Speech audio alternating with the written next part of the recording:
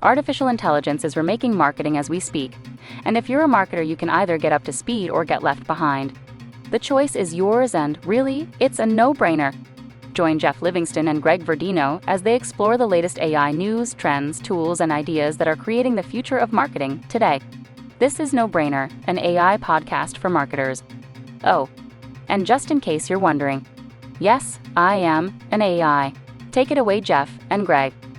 Hey, this is Greg Verdino. Welcome to No Brainer. I am here, as always, with the inimitable Jeffrey Livingston. How are you today, Geoff? Very good, Greg. I think this is the first time I've ever been happy for the Boston Celtics. Just shows you how much I did not like Luka Doncic. But hey, that has nothing to do with AI. That has nothing to do with anything. All right, so that's topic number one. Look for that chapter. Links will be on the website. But we are here, of course, to talk about AI, as we always are. Before we do, though, I would like to remind, to beg, to plead, anybody who is listening or watching, please be sure to like, to share, to love, to link, to recommend, to review, to do all those good things, whether you're catching us on YouTube or, as is particularly likely, on one of the many, many podcast services like Apple Podcasts, Spotify, iHeart, or wherever else you may be listening to this kind of malarkey, as old gentlemen like us like to say. So we've been, I guess, using a different format for the past handful of weeks. We've been doing interviews, right? Yeah, lots of interviews, lots of guests. It seems like from the feedback we're getting, that's been a popular switcheroo. That means everybody's bailing right now, dude. Absolutely. So this week we're going to interview each other. We are doing sort of a more traditional episode this week, and Jeff's going to share a little bit about what we've got to cover in this episode. Yeah, well, first of all, we are going to talk Apple Intelligence. You know, we tried not to talk about the news as much as possible. There are plenty of people that are all over that. Just go to any of the social networks and hit the trends for the day. But we did think that it had a level of maturity, which is our theme for today's podcast, that we hadn't seen from traditional AI startup vendors, even the larger ones like OpenAI and to a lesser extent, Google and Anthropic and those players. We really like the announcement, and we're going to get into why. But first, we're also going to talk about our own news, which is that we released the AI maturity model. And what that is and why we thought it was relevant is we know, again, there's the hype cycle. We've talked a lot about it.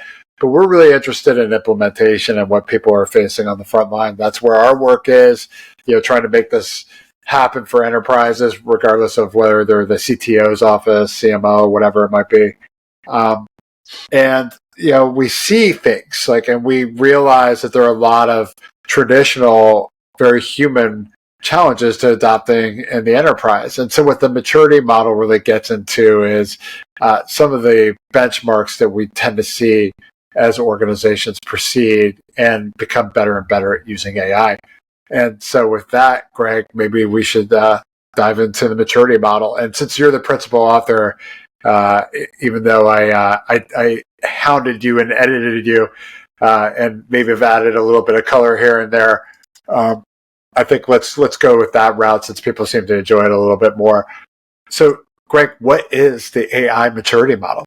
Sure. So before I dive into what the AI maturity model is, it would probably be fair to let folks know where they can find it. Not because we're being overly self-promotional necessarily, but if we're going to talk about this, please feel free to pull it up and take a look. It is free to download. It is not gated. We want to get it out there. We want everybody who can benefit from it to benefit from it. You can, of course, find a link to it on the podcast website, but the easiest way to find it is at CognitivePath.com. Both in the top navigation under resources, and there's a promotional block on the homepage. You can drill directly to it, or if you have the patience for a long, complicated URL, CognitivePath.com/AI-maturity-model will get you directly to the landing page for the model where you can download it or read it online.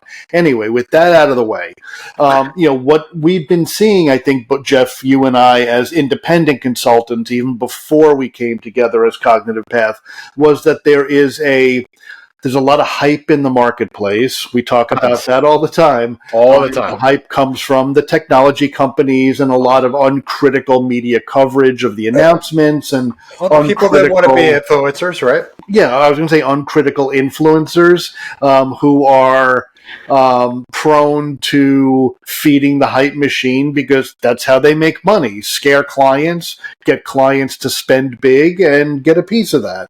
Which is also why, as Cognitive Path, as you know, we've always kind of taken yes, we're consultants, and I guess, yes, we are influencers in a sense, but, our emphasis is on doing what's right for the client. We're not, implementing. We're not pushing this stuff. Right. If it doesn't work, we don't want to see it. Yeah. Absolutely. But anyway, I digress. But because of all the hype, I think we've both seen there's a lot of confusion in the marketplace. People either think they're woefully behind or they mistake themselves for being sort of way ahead, but they don't really know where they stand. They don't know what is best practice or emerging best practice. They don't know what other organizations are really doing.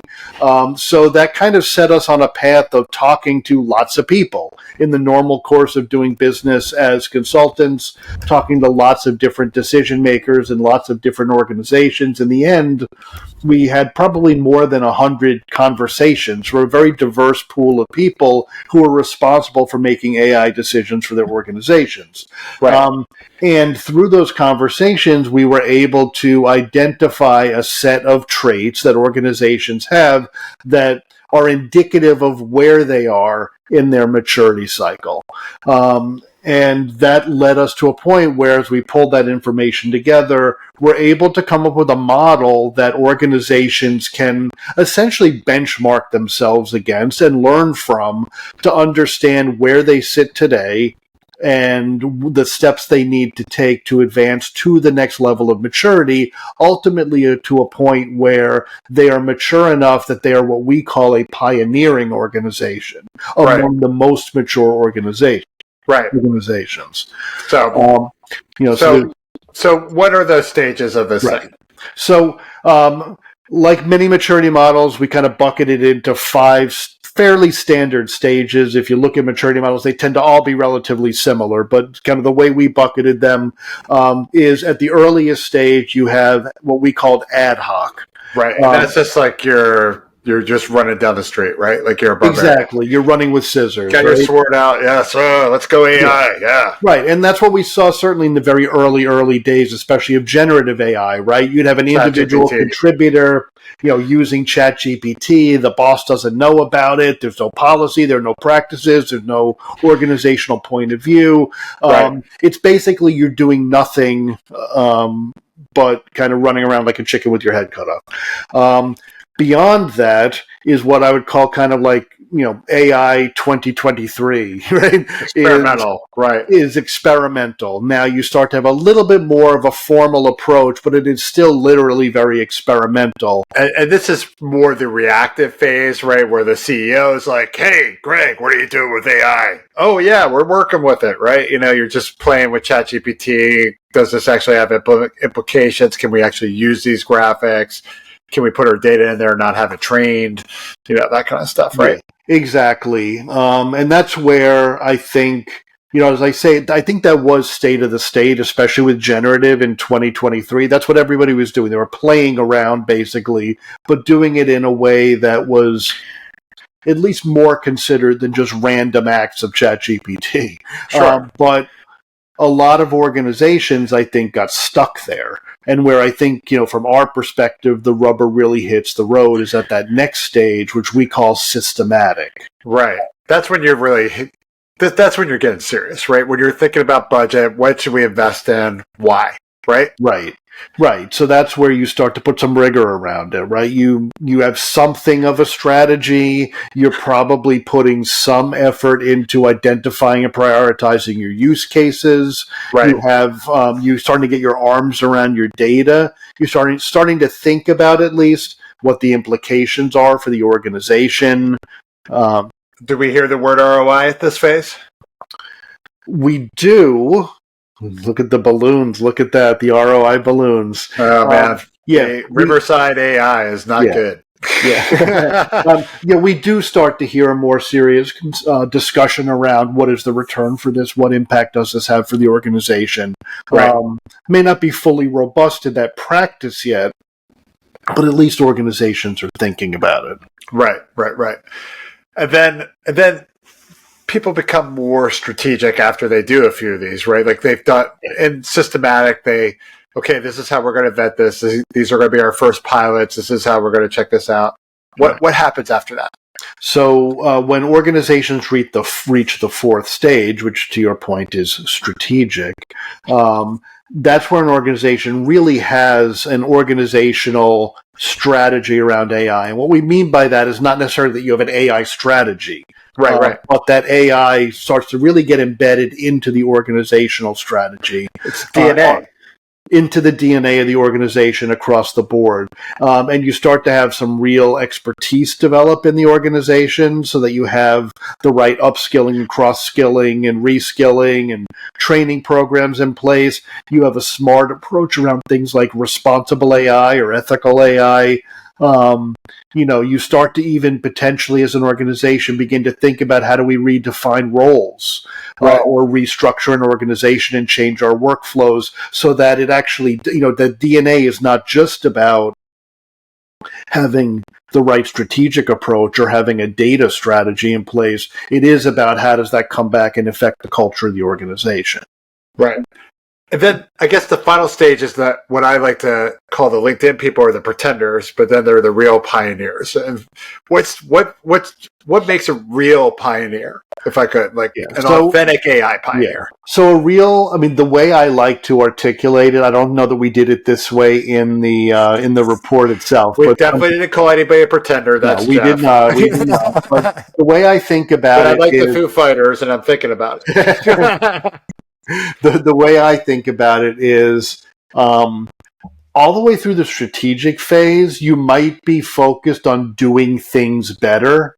And I think by when you've reached the pioneering phase, you're also looking at how do we do better things or how do we do different things, right? So here you're truly using AI in a way that drives organizational and industry innovation in a way that would not be possible without AI.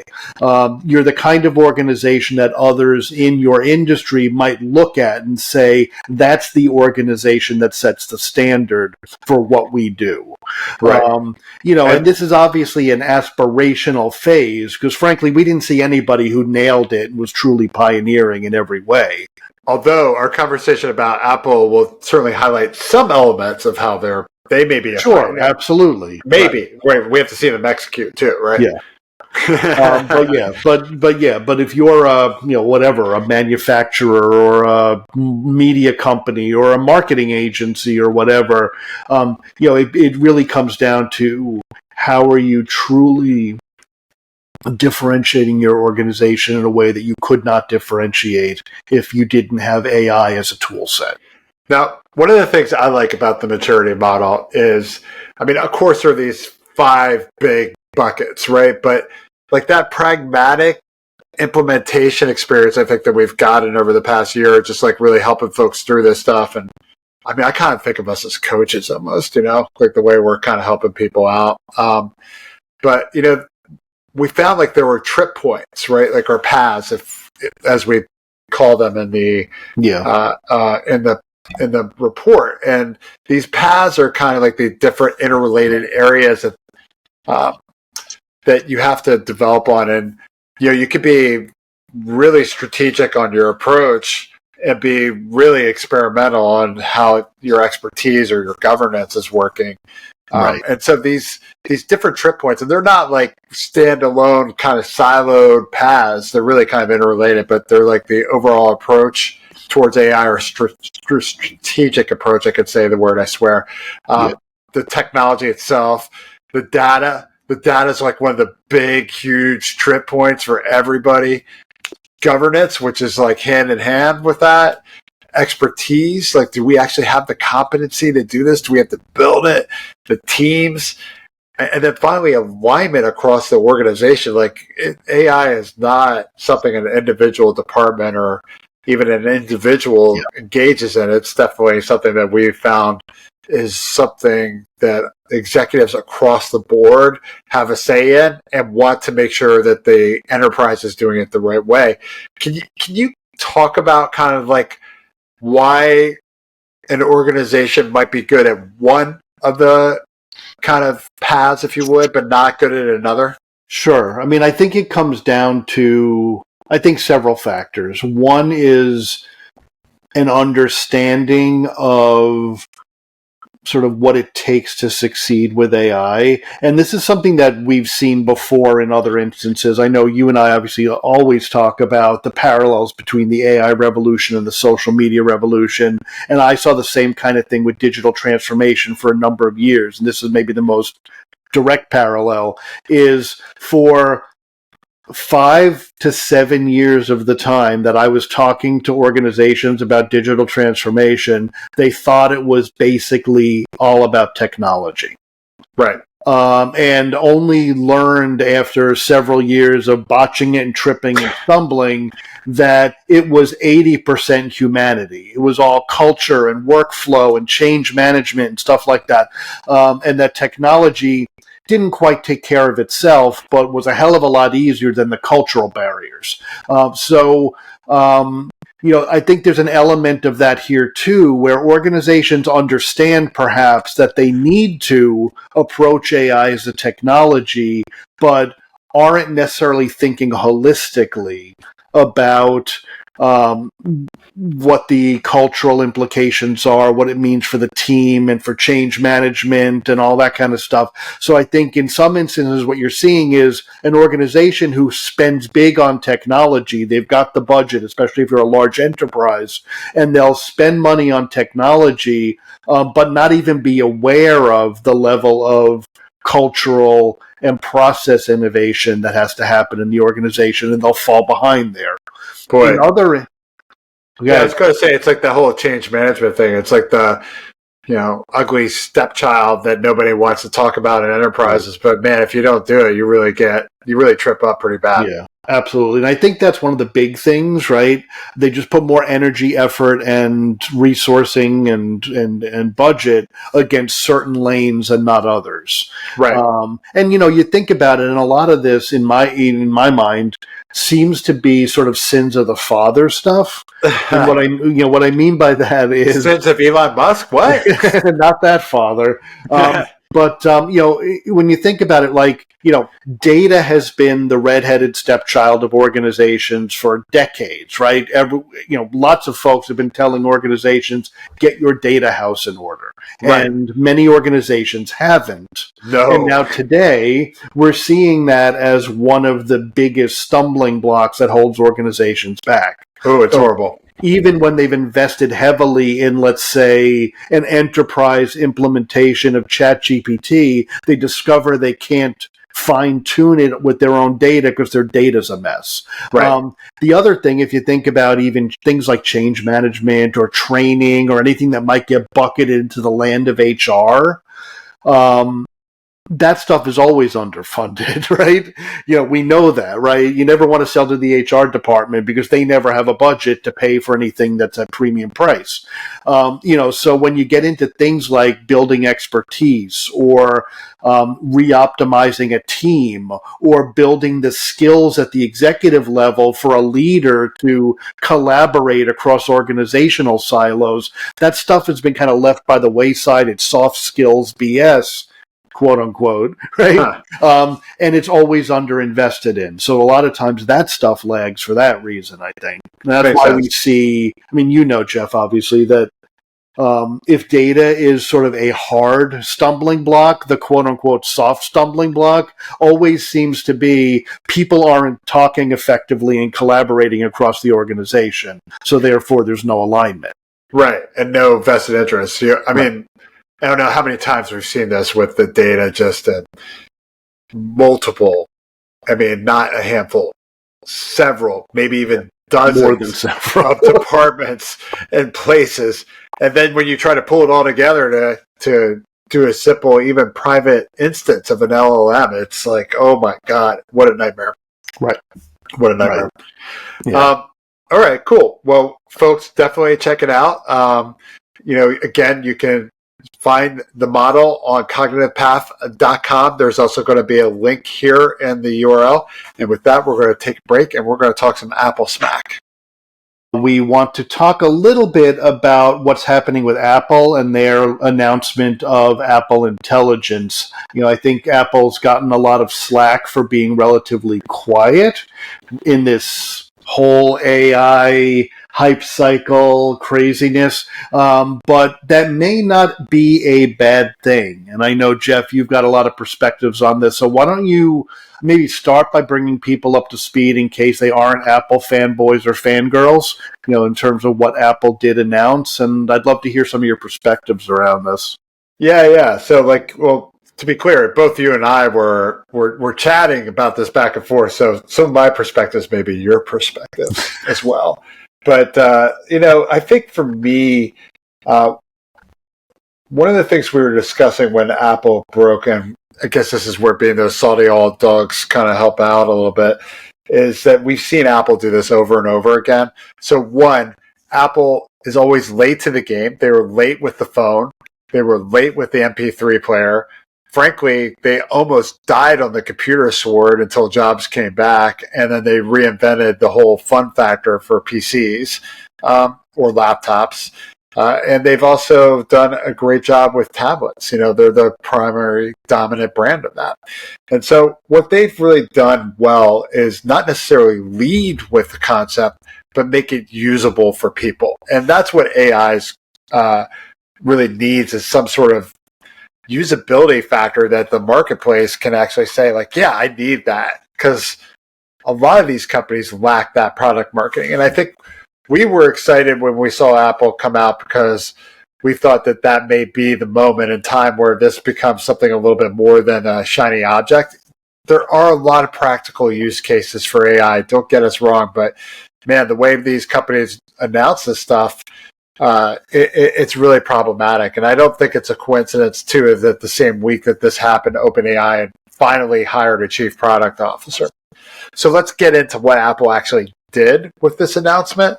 There's a lot of scuttle about them integrating ChatGPT, kind of, not really. I think perhaps a better way to look at this is Apple looked at this announcement from what will AI be in the user's perspective. And they think it's about this, the phone, and in particular, it's about how people use apps.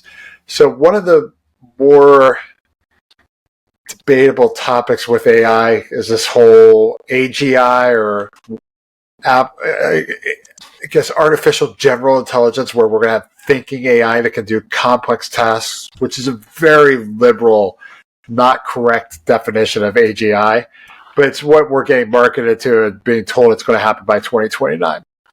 What Apple's doing is creating an ecosystem within the App Store that its artificial intelligence will be able to string together apps in a complex way. And Apple Intelligence really revolves around app developers using AI, Apple's AI, in the development code and tagging their apps so that Siri can put together a complex task. Let me give you an example so that this is a little bit more on point. You and I both have kids. They both have after-school activities. Let's say you and I have to pick up our respective kids, and I think a lot of folks can deal with this too, or even a spouse at the airport.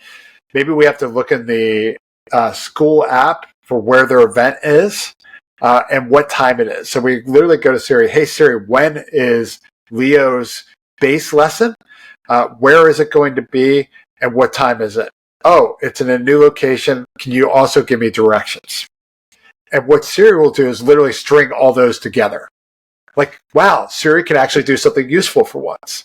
But it only happens because Google Maps, the school app, the host of the base lesson, are in my calendar are all synced, and Siri can go from one to the other and just go right down those path of things. So that's what Apple Intelligence is really trying to do. I would say the model itself is a little bit behind some of the other ones, but I don't think that necessarily matters. They don't really care about that. They really care about like, how are people going to use this? And I think that's the big takeaway. Yeah, I think that's right. And one of the things that occurs to me beyond everything you've said is, and also listening to you as you describe it, is we've complained about this many times, from a product standpoint. You look at a company like OpenAI, right, which is a relatively, yes, they're a juggernaut. Yes, they're massively valuable.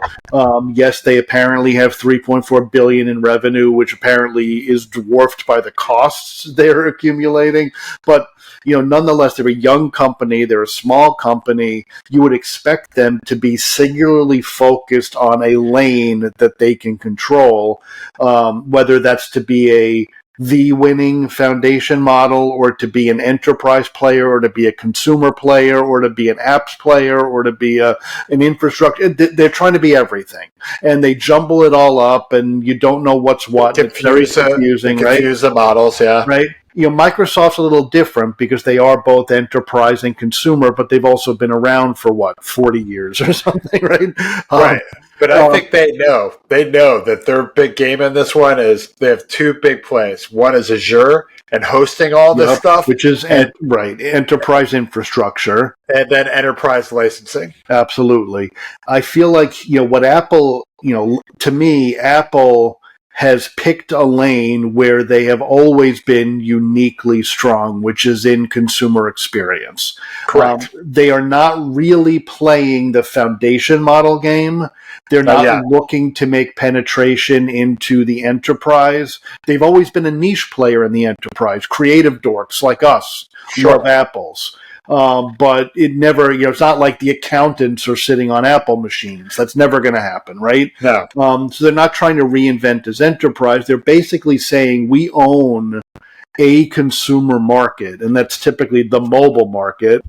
50% of the mobile market, right? And we are, we're a dominant player there, and we are going to, kind of basically stake our success in AI on our ability to create a consumer groundswell of acceptance. Correct. And, it's, which is what they've always done. And they've done it by taking a bunch of kludgy crap and making it really super simple. Like, as you said, they were never first to market. They were not the first smartphone, but they were the first really, really slick smartphone. Right. They weren't Nokia, whatever they were, they sucked. And they weren't the first MP3 player, right? But they solved the problem of how do I get my music on my player, which was a pain in the butt, right? You remember the early days of the Napster days, scanning CDs and downloading from torrents, and then trying to get it onto your device. And they made it so easy; it was worth buying the same music over again rather than Yeah, right. I mean, so it's the same kind. To me, they're doing the same kind of thing here, and I'm not trying to come off as an Apple fanboy. I mean, I don't think they do no wrong. They do plenty of wrong. I see that Apple Watch you got on. I don't have a watch, but Garment, baby, garments. But I do think their play here is how do we take the inner mechanics of generative artificial intelligence and just make it invisible as part of a process that the consumer can easily execute. Well, here's the interesting thing too with this, and like how everybody kind of, again, this is like where the whole hype cycle is kind of, it's off its rocker a little bit with the ChatGPT implementation into Apple. When you dug down into that announcement, they've rendered it as an app that Siri can connect with, just like every other app. Yeah. And they are very upfront in their announcement saying that they look forward to trying to get Gemini from their top mobile phone competitor, as well as Anthropic. So they don't really care about ChatGPT. They're not paying them. What ChatGPT had the privilege of being is simply one of the first AI apps to integrate into Siri in this new world that we'll have once the whatever iOS 18 drops, right? So to me, it's like, yeah, there is no real wow factor for ChatGPT on this one. And the only thing that's going to happen is if there are screw ups between Siri and ChatGPT is going to get blamed why Apple learns all the lessons from it. Right. Yeah, absolutely. I mean, I think to me, there's that. There's, as you've mentioned, the fact that no money is changing hands from Apple to ChatGPT. And I'm sure once the deal gets negotiated and they do start passing money back and forth, it's going to be Apple taking a cut of interactions. Of their licensing. Right? Oh, we got you another Pro one. Yeah. Give us our 10%, bud. Yeah, I mean, there's a reason why Tim Cook is still around, even though he is clearly no Steve Jobs from an innovation standpoint, from a vision standpoint. But he's a damn good businessman. Absolutely impeccable operator, right? Yes. But I think the other thing about it is, that effectively they've rendered ChatGPT sort of neutral commodity. They're a satellite in the middle of the stack, right?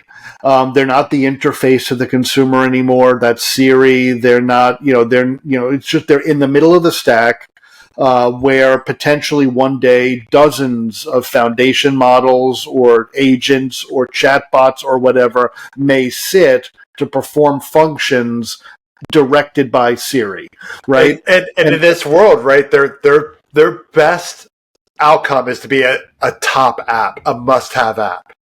Right. And, they may or may not be, and that's kind of not Apple's problem, right? You can guarantee if nobody is calling an instance of ChatGPT as part of a Siri-based workflow, Apple doesn't care. Apple buying. No. Right? Yeah. We'll take Anthropic's money just as much, right? Right. So I think it's a very interesting, very savvy business play. And here's the other play, though, right? So we talked earlier about how Apple's got 50% of the market. Who has the other 50% of the mobile phone market? It's Google, right, with Android. Yeah. So that means like Gemini is going to eat that alive. And don't think for a moment that Samsung and was it HTC and all those guys are calling, they're calling Google right now, like, Android team, when are we getting ours?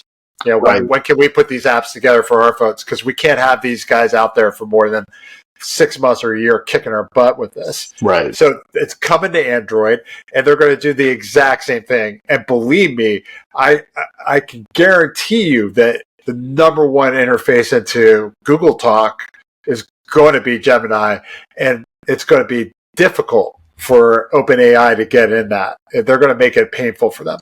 Yeah. And, I think there's a big sort of a big, kind of, if you look at this at a bigger level than just, let's say Apple and OpenAI, or Samsung and Gemini. Big tech won, right? Right, big tech wins, and you can almost tick the box against all of these startups that thought they were building something new and innovative that have been rendered irrelevant overnight, right? I mean, Rabbit turned out to be kind of a bit of a hoax a little bit, and before that you had the Humane Pin, which was, the worst launch ever, and total piece of expensive garbage. But both of those, for example, I mean, yes, they both had sort of the agentic workflow angle, but they kind of hinged their success on a premise that there would be some sort of hardware that would replace the mobile phone. And Apple basically said, no need. Your mobile phone is the piece of hardware that's going to replace the mobile phone. We're embedding AI right into it. Right? Well, they killed the hardware, consumer hardware guys.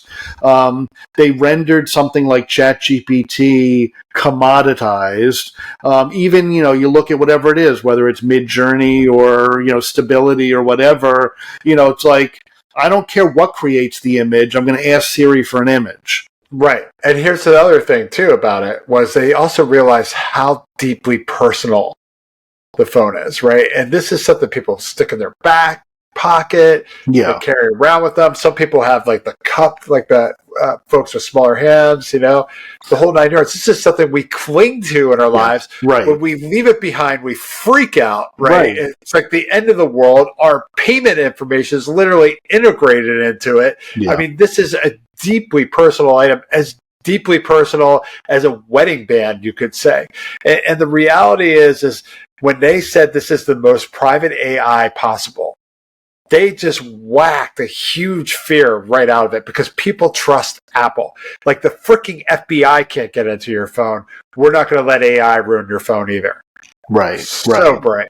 And I think it will. I think it remains to be seen how well they execute against that promise, because we know there are many, many privacy challenges related to AI. We know that ChatGPT, as an organization, even though they've been sort of gated and boxed in terms of where they've been implemented into the AI, into the Apple ecosystem. Yeah, it's going to be a challenge in the vetting process of the apps, right? Yeah. Yeah, I also think, this is as stupid as it is, the fact that Apple was able to take the AI acronym and make it Apple Intelligence. They just screwed everybody. It's brilliant. Like it's product marketing. Like more than product marketing. That's just marketing brilliance. As simple and stupid as it sounds, right? But it's sort of goes back to. Certainly all the iPhone, iPad, iMac, this, that, but even that by the time they launched the watch, they just had to call it watch, right? Like if you're going to have a watch, it's going to be an Apple Watch. Like I know you're wearing a Garmin, but it's almost like real runners wear Garmin. It's a watch. It must be an Apple. They've kind of now taken this sort of like narrative sort of masterstroke in a way of saying if it's AI, it's not artificial intelligence, it's Apple intelligence, and you know what? This isn't artificial; it's real. Right? Well, the other thing too is what they also have a play on is that next level of small, right? We were talking about the watch. Everybody makes the whole. What is that show where they have the smart AI watches or the watch you can interact with? From the old days, right? What the heck? Oh my God, we're gonna. You know what I'm talking about, right? It's like a 60. Get smart. Yeah. So it's like get smart with your AI watch. That's going to happen, or your Apple Intelligence watch. That's definitely going to happen at some point. We all know it's going to happen. It's just a question of the chips getting small enough. So, to me, what they really capitalize on a huge weakness, which is the lack of product foresight. They really didn't. When you look at the technology sector in Silicon Valley in general and the startup culture, they don't have any respect for people in a deep change management level. We talked about that earlier with the maturity model. And I think Apple inherently understands it is a people company and it makes people's lives better, or at least attempts to. And so this would be just the natural bow tie to end the episode. But I really see that as this is product marketing. This is your big weakness, Silicon Valley. You had your time to do it and you lost that early adopter advantage in one fell swoop. Yep, you're absolutely right there. And we've spoken about this before. I know it's come up on other episodes, but, I firmly believe that, I'm going to poke the finger at OpenAI again, but it just... So easy. So easy. But it seems to me like when you hear the kinds of things that Sam Altman and others, but Sam is the poster child, says, and the things whether he believes them or not, I don't know, I don't care. Like 90% of creatives are going to lose their job, 95% of marketers are going to be out of work. That like all these things, and even the things they're rolling out that they perceive as being good for the benefit of humanity. It seems to me that he doesn't have a strong understanding of what his consumer, whether it's a business or a consumer, what his consumer really values, cares about, and wants. And Apple is the antithesis of that, and I think you're seeing that at play here. Apple misstepped. They had that commercial. Remember, they had that spot where they're crushing all like the creative stuff and like the in between the two, the iPhone and the iPad or whatever. And, they botched it and they were quick to apologize. So they've certainly made some missteps, but I think that more so to your point than any other company in this AI space today, they understand how to get to the heart of a consumer want or need. Yes. And if they manage to pull it off here, I think this is going to be a real tipping point for like the average Joe consumer adoption of AI in a way that average Joe doesn't even think about, am I using or am I not using AI? And nor do they want to. Nor do they want to, exactly. Right.